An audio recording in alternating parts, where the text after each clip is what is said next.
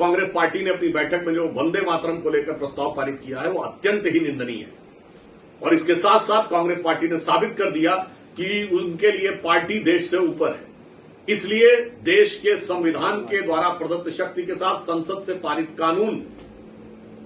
से बड़ा है उनका कार्य समिति का प्रस्ताव। और वो भी कब? गुलामी के कालखंड की कार्य समिति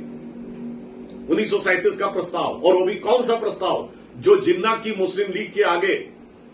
पूरी तरीके से आत्मसमर्पण करके कांग्रेस ने किया था। अर्थात कांग्रेस ने यह भी साबित किया है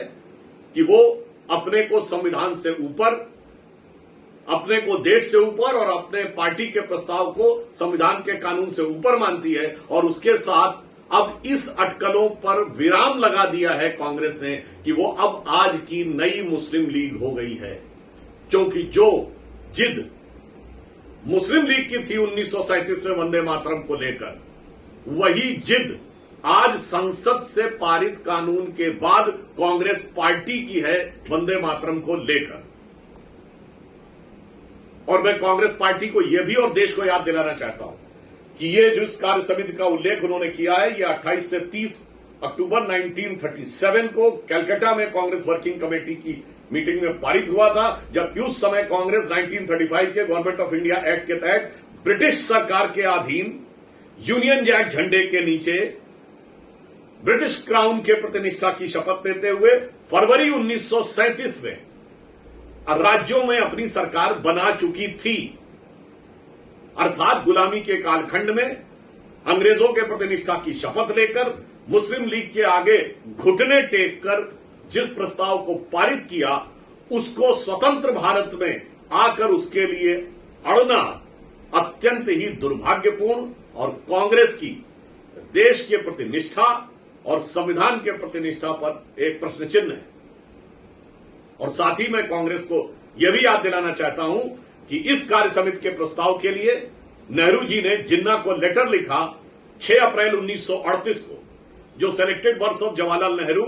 सीरीज 1 वॉल्यूम 8 पेज नंबर 230 से 39 के बीच में प्रकाशित हुआ है, जिसमें उन्होंने सिर्फ ये नहीं लिखा, उसी में बिंदु क्रमांक 9 पे वो जानकारी दे रहे हैं कि कांग्रेस कार्य समिति ने वंदे मातरम को छोड़ दिया है। फिर विस्तार दे रहे हैं कि जिन अंशों से आपको समस्या है वो हम छोड़ रहे हैं, मगर इसी में याद दिलाना चाहता हूं, इसी में वो ये भी लिख रहे हैं बिंदु क्रमांक 12 के ऊपर कि भारत के तिरंगे के साथ साथ हमने जो अडॉप्ट किया तिरंगे के साथ साथ मुस्लिम लीग के झंडे को भी समान सम्मान मिलना चाहिए। और इसी में बिंदु क्रमांक 7 पर नेहरू जी ये भी लिख रहे हैं मुस्लिम लीग के प्रति समर्पण करने की पराकाष्ठा है कि वो लिख रहे हैं कि सार्वजनिक रूप से काउ स्लॉटर यानी गो हत्या के लिए सार्वजनिक रूप से पूरी तरह अनुमति होगी। उन्होंने ये लिखा है कि मुस्लिमों के लिए सेपरेट इलेक्टोरेट होंगे, यानी ऐसे क्षेत्र होंगे जहां मुस्लिम ही चुनाव लड़ेगा और सिर्फ वही वोट करेगा। तो मुझे लगता है इतने शर्मनाक अध्याय को भूलने की बजाय, उसका सुधार करने की बजाय 21वीं सदी में उसे गले लगाकर अड़ना यह दर्शाता है कि आज कांग्रेस पार्टी